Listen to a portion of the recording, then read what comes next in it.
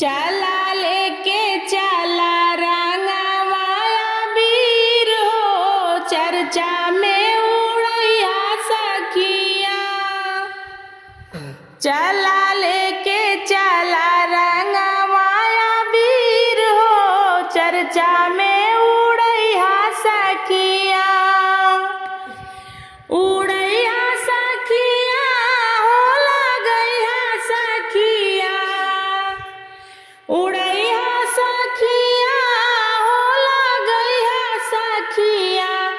चला लेके चली रंगवाया वीर हो, चर्चा में उड़ैया सखिया। चला लेके चली रंगवाया वीर हो, चर्चा में उड़ैया सखिया। पहले लगावल जाई ब्रह्मा जी के गलिया, ब्रह्मा जी के गलिया हो, ब्रह्मा जी के गलिया। पहले लगावल जाई ब्रह्मा जी के गलिया, बैठल होई है कमल डालिया। ए जी बैठल होई है कमल डालिया। चला लेके चला रंगवाया वीर हो, चर्चा में उड़ैया सखिया। चला लेके चली रंगवाया वीर हो, चर्चा में उड़ैया सखिया। दूसरे लगावल जाई शिवाजी के गलिया, दूसरे लगावल जाई शिवाजी के गलिया। शिवजी के गलिया हो, शिवाजी के गलिया।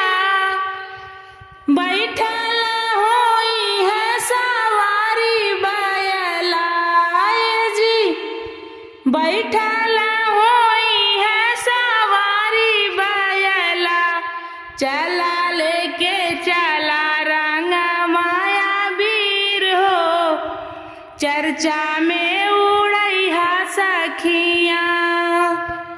चला लेके चला रंगवाया वीर हो, चर्चा में उड़ैया सखिया। तीसरे लगावल जाई देवी माई के गलिया, देवी माई के गलिया हो, देवी माई के गलिया। तीसरे लगावल जाई देवी माई के गलिया। बैठल होई है सवारी से रवाए जी, बैठल होई है सवारी से रवा। चला लेके चला रंगवाया वीर हो, चर्चा में उड़ैया सखिया। चला लेके चला रंगवाया वीर हो, चर्चा में उड़ैया सखिया। चौथे लगावल जाई विष्णु जी के गलिया, चौथे लगावल जाई विष्णु जी के गलिया। विष्णु जी के गलिया हो, विष्णु जी के गलिया। सूतल होई है नाग से ही आए जी, सूतल होई है नाग साइया। चला लेके चला रंगवाया वीर हो, चर्चा में उड़ैया सखिया। चला लेके चला रंगवाया वीर हो, चर्चा में उड़ैया सखिया।